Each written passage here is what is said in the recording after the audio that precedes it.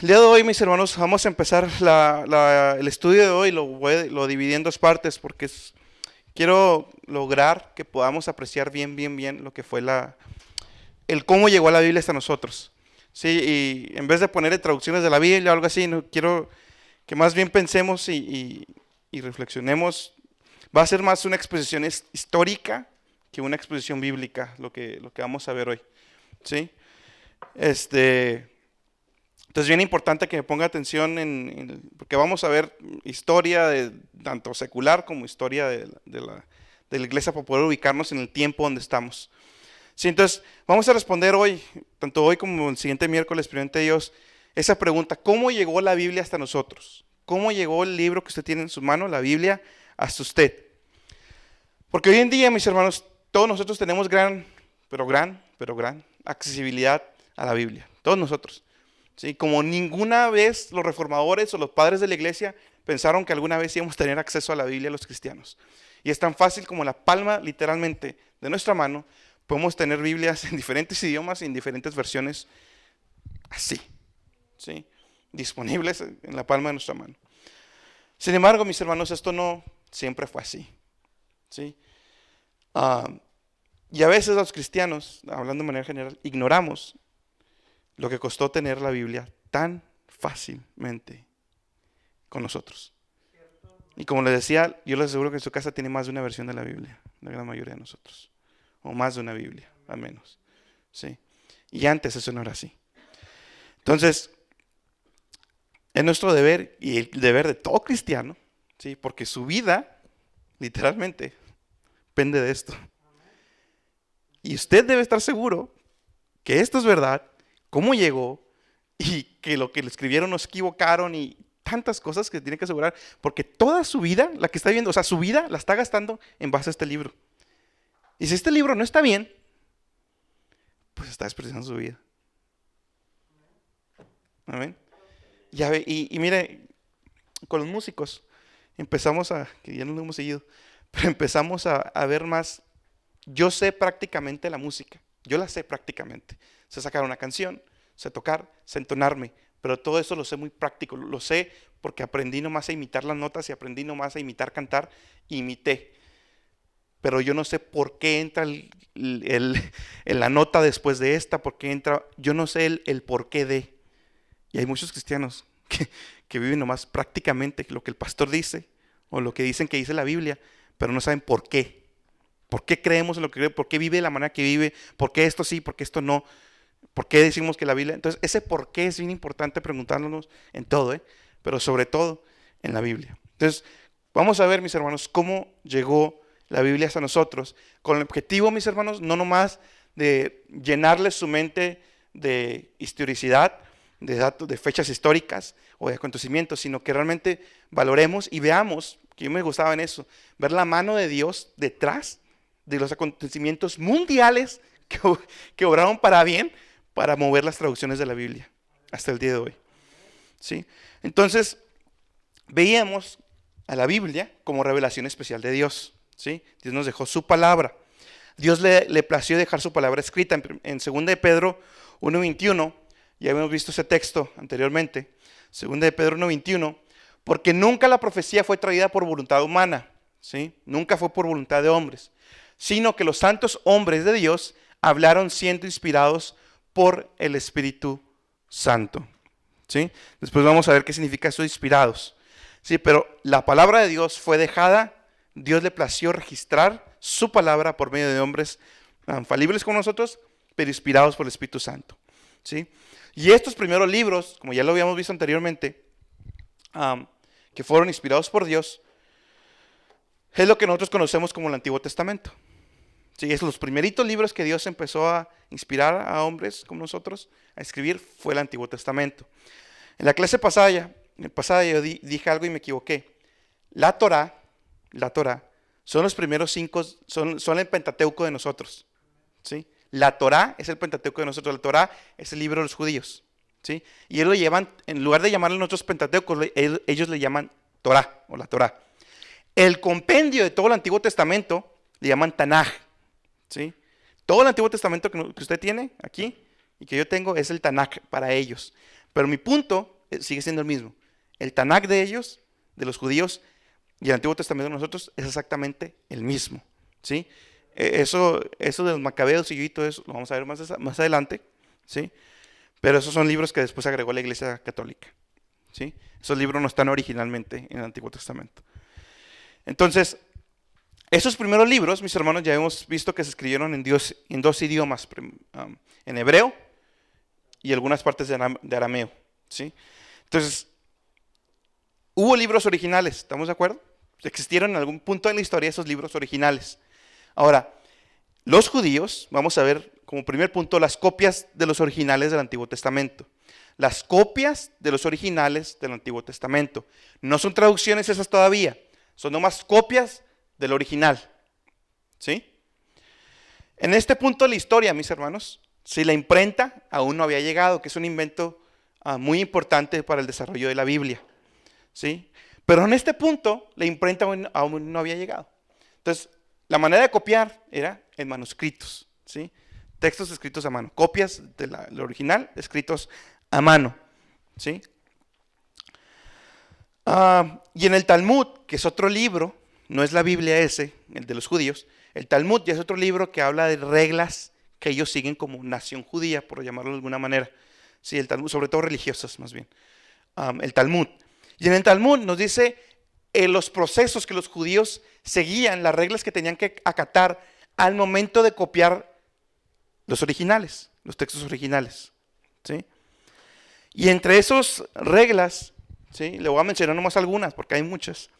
Sí, que el pergamino, que era de piel, debía ser de piel de animales limpios y preparado solo por los judíos.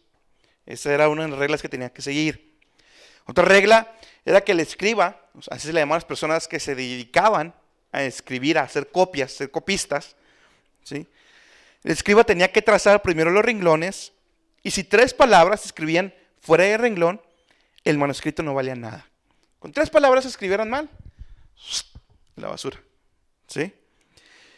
Otro es que el escritor no podía escribir una sola palabra de su memoria, no podía escribir nada de su propia memoria, sino que tenía que poner delante una copia auténtica y tenía que pronunciar cada palabra en voz alta antes de escribirla. No podían escribir nada de memoria, que a veces nosotros sí lo hacemos en la escuela, lo que sea. Ellos no podían escribir nada de memoria. Tenían que tener la copia ahí fidedigna, o en su llegado momento tener el original ahí delante de ellos, ¿sí? Y pronunciar en voz alta cada vez que iban a escribir la palabra, las palabras que iban a escribir. Debía limpiar la pluma con mucha reverencia antes de escribir el nombre de Dios, y antes de escribir Jehová tenían que bañarse todo el cuerpo. Entonces, todas las veces que usted lee Jehová en el Antiguo Testamento, se metieron a bañar. Se bañaron, ¿sí? Y limpiaron la pluma, todo con mucha reverencia. Cada palabra y cada letra debían ser contadas, ¿sí? Y ser los rollos revisados no más de 30 días después de su escritura. Un error hallado condenaba a la hoja, y si se encontraba 3 errores en una hoja, todo el rollo era descartado. ¿Sí? Entonces, como usted puede ver, así a grandes rasgos, las copias del Antiguo Testamento eran copias exactas, sin nada de que, no sé qué. Sí, los judíos no se andaban con cosas, sus copias eran muy fidedignas. Entonces, hasta ahí, fíjese ya en qué punto de la historia estamos. Ya tenemos copias del Antiguo Testamento, ¿sí? Y ya vimos cómo lo hacen ellos. Ahora, después, continúa la historia y llegamos a la Septuaginta, la traducción de la Septuaginta. Esta ya es una traducción. Si pueden poner ahí el slide, mis hermanos. La Septuaginta, así se escribe, yo sé que es un nombre medio raro. La Septuaginta, esta es la primera traducción. Y aquí estamos hablando únicamente del Antiguo Testamento. El Nuevo Testamento todavía no se generaba, Cristo aún no había nacido, ¿sí? Esto es únicamente la Septuaginta, traducción del Antiguo Testamento. Esa traducción, mis hermanos, yo creo que y muchos la catalogan como una de las traducciones más importantes en la historia de la iglesia cristiana. La Septuaginta. Digo, es importante no más en la historia judía, sino también en la historia de la iglesia cristiana, ¿sí? Fue la primera traducción del Antiguo Testamento a un idioma diferente al hebreo y al arameo. ¿Sí? Fue la primera traducción del Antiguo Testamento a un idioma diferente al hebreo y arameo. Y esta versión, mis hermanos, esta versión de la Septuaginta es la que cita Jesús en los evangelios y es la que citan, Pablo la citó muchísimo, los evangelios la citan, sobre todo Mateo, cita mucho la Septuaginta. Entonces, tanto Jesús, el evangelio según Mateo, Lucas, que también mencionaron que lo cita mucho, y sobre todo Pablo, que era gran conocedor. La Biblia o los rollos que él pide cuando está en la cárcel ya antes de morir son la Septuaginta, ¿sí? Ahora, ahorita vamos a por qué la Septuaginta y a qué idiomas fue. Número 1, ¿en qué tiempo se desarrolló? Si pueden poner la otra slide, por favor. ¿En qué tiempo se desarrolla la Septuaginta? Pues a ver más o menos dónde estamos. La Septuaginta se desarrolla, mis hermanos, durante los 400 años de silencio de Dios, ¿sí? Recuerde que en la historia del judaísmo, ¿sí? Primero, pues habían formado como nación, ¿no? Con el rey David, después Salomón y después todos los reyes que vienen. Pero después de ellos, mis hermanos, ¿qué pasa con el reino de Israel? Se divide en dos, ¿sí? Si hemos leído los libros históricos, si hemos leído el Antiguo Testamento, ya sabemos que Israel se divide en dos, el territorio, ¿sí? Se convierte en el reino del norte y el reino del sur, ¿sí? Llegado el momento, el reino del norte es llevado cautivo por los asirios, si no me equivoco, ¿sí? Y es totalmente destruido el reino del norte, prácticamente desaparece, ¿sí? Y después llega su tiempo y se levanta el imperio babilónico, ¿sí? Se levanta el imperio babilónico con Nabucodonosor y todo lo que ya conocemos. Yo creo que todos conocemos donde estaba Daniel, era con Nabucodonosor, ¿sí? Se levanta Babilonia como imperio y conquista Israel y hace un imperio muy grande, ¿sí? De manera que ahora los judíos son exiliados de su pueblo y son llevados a Babilonia, ¿sí? Daniel era parte de los que estaba y sus amigos eran parte de los que estaban exiliados en Babilonia, ¿sí? Después de 70 años que duró el imperio babilónico sobre Israel, se levanta el imperio medo-persa, ¿sí? Con Ciro y con Darío, si no me equivoco, ¿sí? Ellos dos, los emperadores del imperio persa, liberan a Israel de Babilonia, ¿sí? Y vuelven, ahí es donde vemos a Nehemías, Esdras, me falta por ahí alguno. Ellos regresan de Babilonia y regresan a Israel a reconstruir el templo y regresan a su nación a reconstruir la nación. Desde ese momento hasta el nacimiento de Cristo, después de que levantan todo y todo, son 400 años de silencio, ¿sí? Son 400 años desde que Israel vuelve de Babilonia, del cautiverio babilónico, ¿sí? En esos 400 años es cuando surge la necesidad de la Septuaginta. ¿Por qué? Porque después del imperio medo-persa, por Ciro y Darío, se levanta el imperio de Alejandro Magno, ¿sí? Si pueden poner la otra slide, te regresamos a esa. Se levanta el imperio de Alejandro Magno. Yo creo, no sé si la mayoría de ustedes han escuchado de él, pero fue un conquistador griego, ¿sí? Él venía de Grecia. Alejandro Magno, mis hermanos, logra conquistar gran parte del Medio Oriente. Si usted ve ahí el mapita, pues prácticamente se fue, agarró vuelo, ¿sí? Y ya todo eso que está de color ahí diferente, todo eso era Alejandro Magno. Fue este faraón de Egipto, rey de Medio Persa, rey de Grecia, o sea, se hizo con todo, ¿sí? Y una de las cosas que trató de hacer Alejandro Magno fue lo que se le conoce como la helenización. ¿Qué fue lo que trató de hacer Alejandro Magno? Poner un solo idioma y una sola religión. ¿No suena parecido? Esos son los intentos del hombre desde siempre, ¿sí? Entonces, lo que él intenta es imponer su idioma, el griego, ¿sí? E imponer su religión. Eso es lo que intenta Alejandro Magno. Entonces, Eso sucede en esos 400 años de silencio de Dios. Entonces, ahora vemos a Israel a Israel bajo el imperio griego, comandado por Alejandro Magno. ¿Sí? ¿Qué pasa? Los judíos empiezan a perder el hebreo y el arameo. ¿Por qué? El hebreo ellos lo agarran desde antes del exilio, desde antes de ir a Babilonia. Después, cuando están en Babilonia, su idioma principal se vuelve el arameo. Es por eso que partes de Daniel están en arameo. Porque el idioma principal, cuando estaban en el exilio, en Babilonia, era el arameo. Se regresan, llega Alejandro Magno y llega ahora el griego dominando sobre todo. Y pierden su arameo. ¿Sí? Y ahora era el griego el que dominaba como lengua sobre todo el imperio de Alejandro. ¿Sí? Alejandro Magno o Alejandro el Grande. Entonces, era el griego lo que estaba dominando. De manera que Dios pone en el corazón de uno de los subordinados de Alejandro Magno, Ptolomeo II, faraón y rey de Egipto, bajo Alejandro Magno obviamente, mueve en el corazón de este hombre traer la ley judía y traducirla al griego. ¿Sí?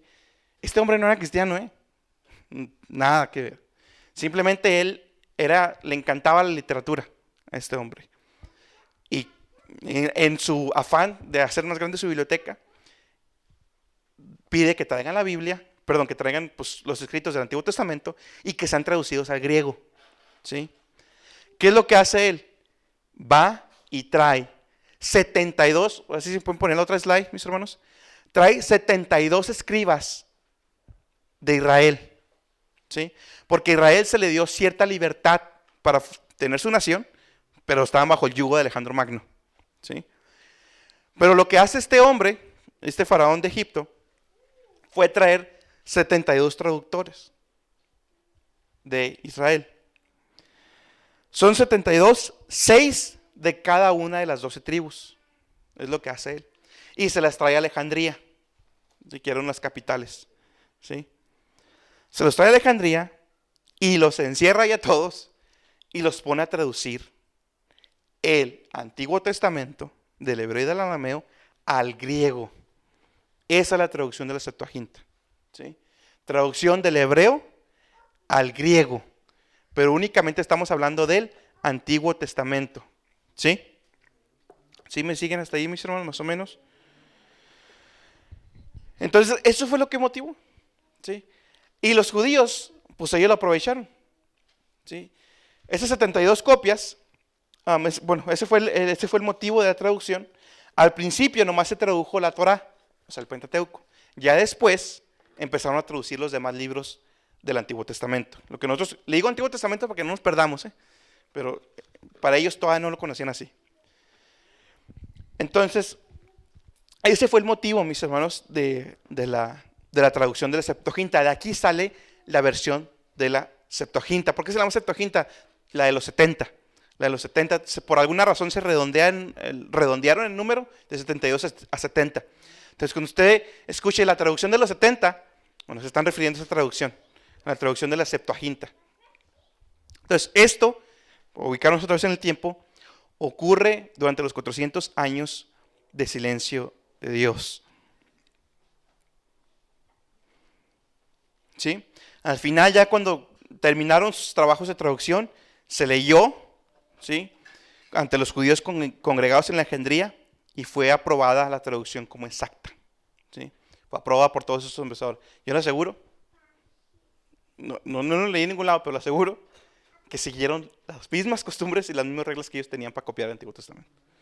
Las mismas, nada más que ahora pues era en griego. ¿Sí? Pero eso es el gran valor que tiene esta Biblia.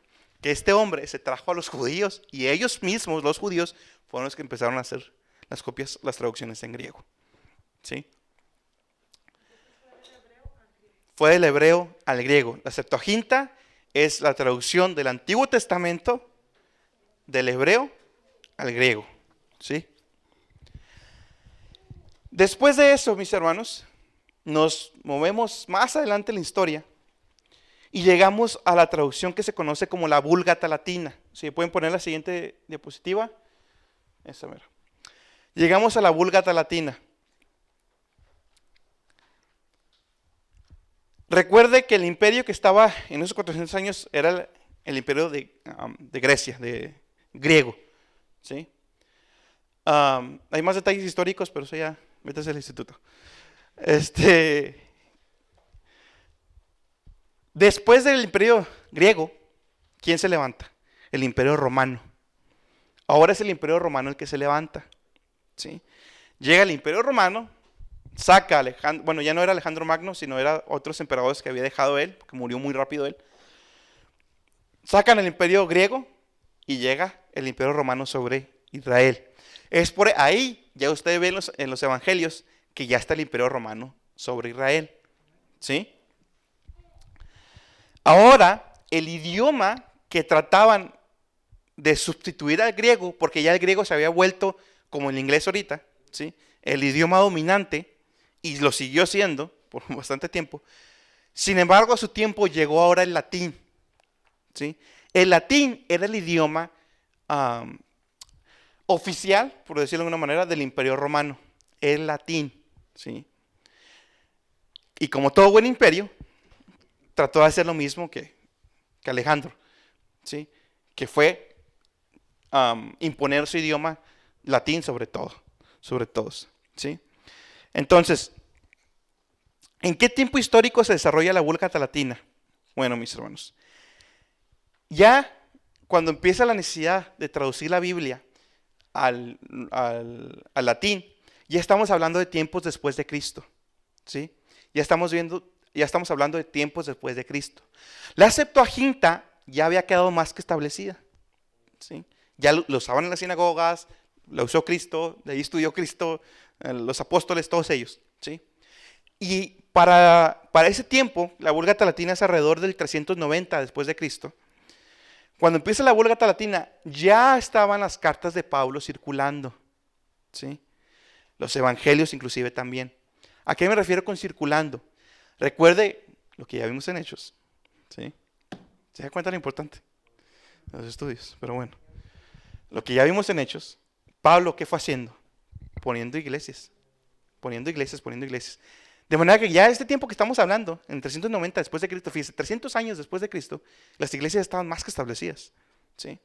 Y las cartas ya estaban circulando, los evangelios ya estaban circulando por las iglesias. ¿Sí? Por las diferentes iglesias que se habían establecido y aún más de las que estableció Pablo.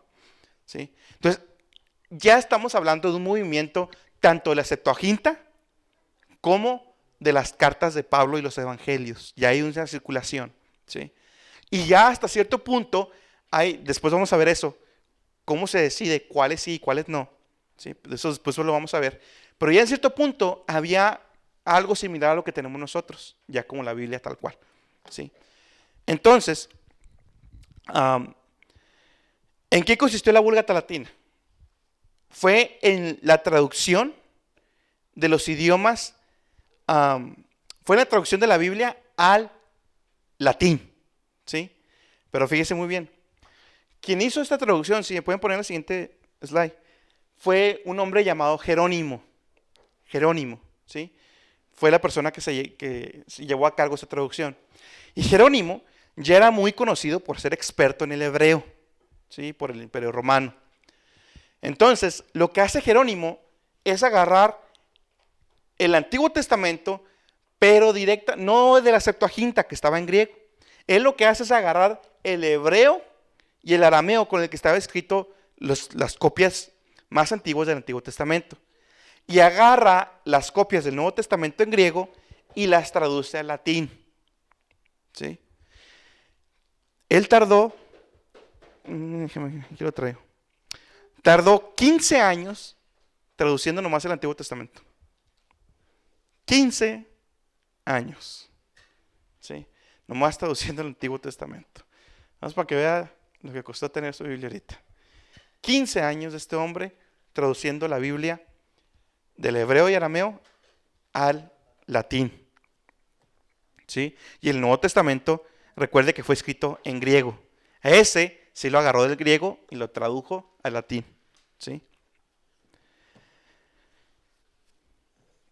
De manera que ahora ya Jerónimo hace un compendio más o menos, también, vuelvo y repito, similar a lo que usted y yo tenemos ahorita, ¿sí? Ya un compendio ya más similar a lo que tenemos, pero en latín, ¿sí? Entonces, esta fue la Vulgata Latina, ¿sí?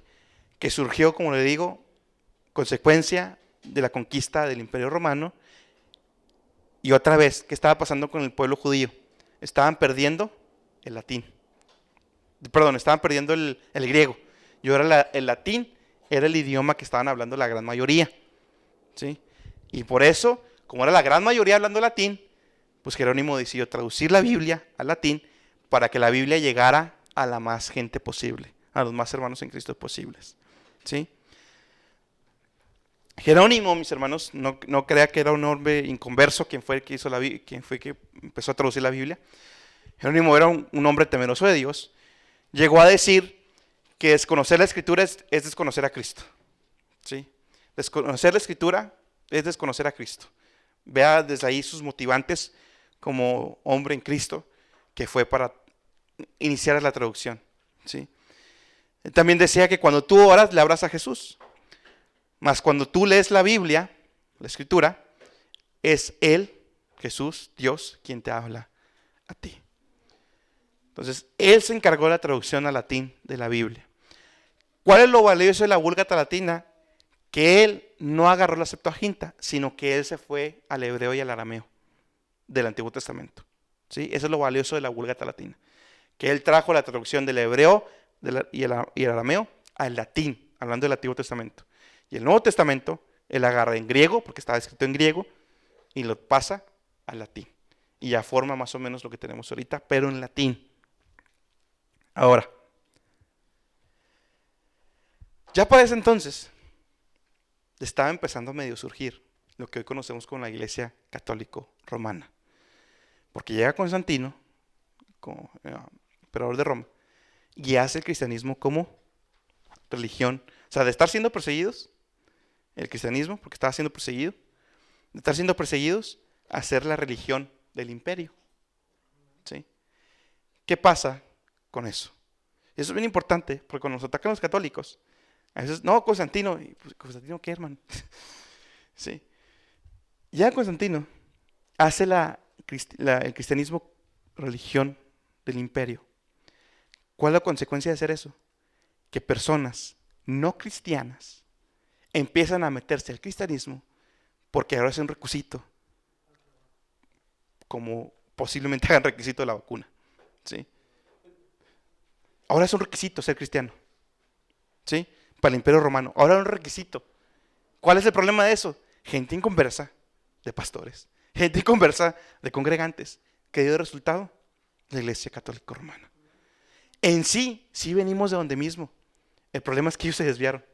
El problema es que llegó gente inconversa y se perdieron en sus idolatrías y tonterías y medio. Pero hubo un grupito, hubo cristianos verdaderos que sí se fueron y escaparon de eso, ¿sí? Porque obviamente sabían que no iba conforme a la Escritura, ¿sí? Entonces, ¿qué pasa? Está la Vulgata Latina, se vuelve muy popular, la versión en latín, y la Iglesia Católica Romana dijo, véngase para acá, la traducción, ¿sí? Y lo que hace es restringir el acceso a la Biblia. Fíjese muy bien, ¿eh? Esto se completó como en el 405 después de Cristo, ¿sí? Nomás en el Antiguo Testamento. Póngale que haya sido más adelante todavía todo. Pero desde ese punto, desde el 400, ya no hay otra traducción. Por lo mismo que la Iglesia Católica Romana restringe la Biblia, ya no hay otra traducción hasta el año como 1500. Vuelve a haber traducciones importantes de la Biblia, ¿sí? Entonces, le estoy hablando de 1000 años. 1000 años. Usted y yo podemos entender lo que es 1000 años. 1000 años de restricción a la Biblia. 1000 años, ¿sí? Los que tenían copias, pues afortunados, y vamos a ver eso más adelante, afortunados y las escondían. Y quien podía leer latín, porque ahora empezó a haber un problema. El imperio, o la gente en general, estaba empezando a perder el latín.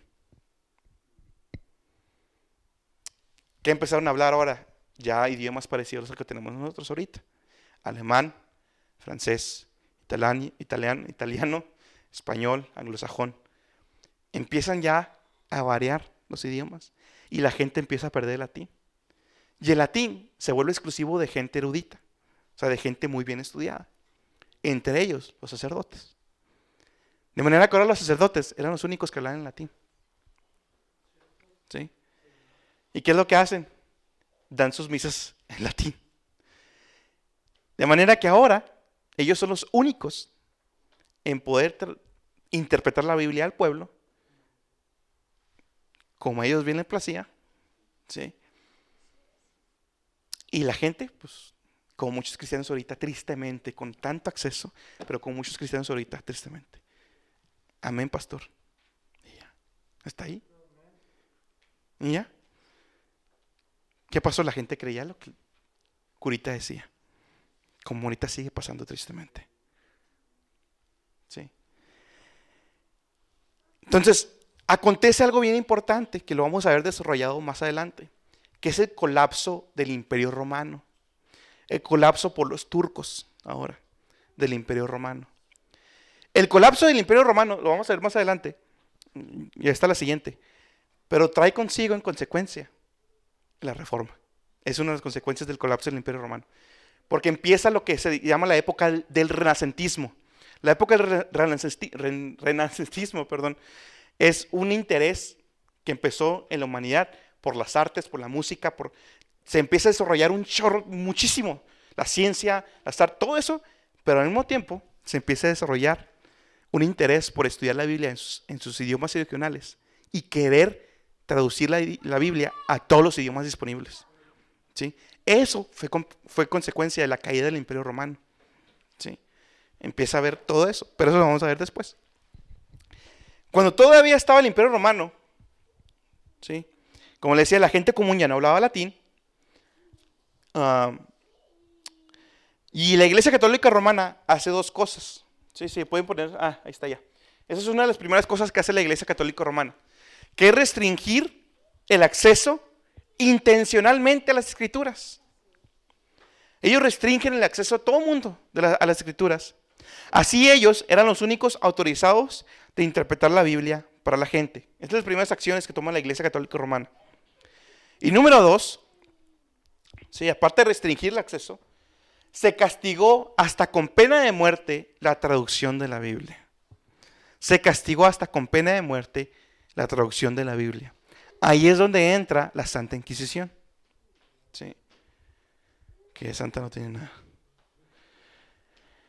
Entonces, fíjense muy bien, hasta ahorita todo iba más o menos tranquilo. Más o menos, porque ya había persecuciones. Pero hasta ahorita más o menos. La traducción al griego, después la traducción al latín. Pero ya después, con la Iglesia Católica Romana levantada y con gran poder, empiezan a pagar con su vida muchos hombres, que por eso lo quise separar, porque quiero que lo veamos bien. Muchos hombres que empiezan a dar su vida por contrabandear traducciones de la Biblia en diferentes idiomas. ¿Sí? Los reyes católicos de España, Isabel y Fernando, y católicos no nomás porque ellos mismos se autonombraban reyes católicos, ¿sí? De España, Isabel y Fernando, habían prohibido la traducción de la Biblia al castellano. Alfonso de Castro era un hombre no cristiano, ¿sí?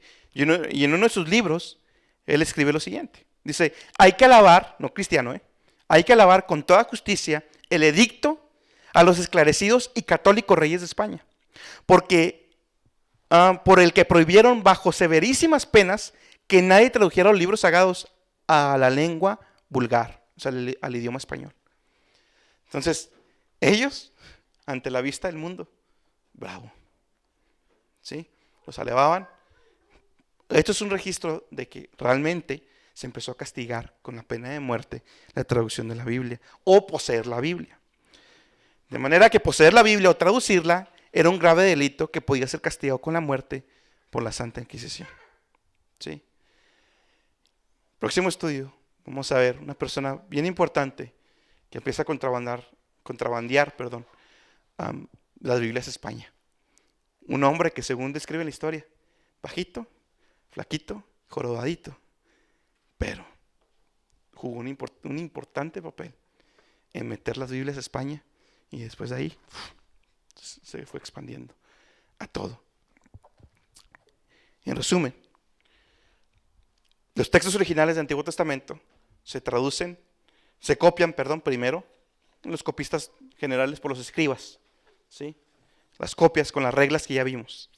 Después pasa el tiempo, durante los 400 años de silencio de Dios, nace la Septuaginta, ¿sí? Traducción del Antiguo Testamento al griego.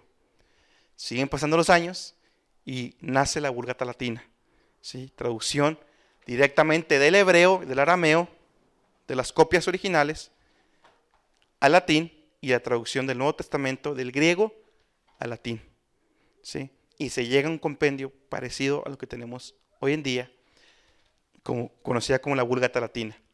Esa versión, la Vulgata Latina, es la que la Iglesia Católica Romana la hace como oficial ya después de un tiempo. Ya después le mete otros libros que no son los apócrifos, ¿sí? Ellos lo conocen como sus libros deuterocanónicos, según en su teología, ¿sí?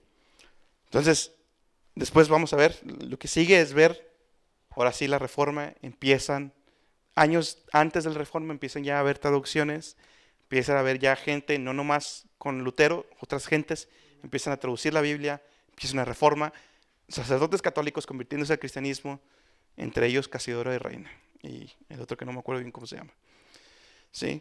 Entonces, pero eso ya lo vamos a ver después. Entonces, ahorita llegamos nomás a la Vulgata Latina, traducción al latín. Después vamos a ver cómo empieza la Biblia a traducirse en los demás idiomas.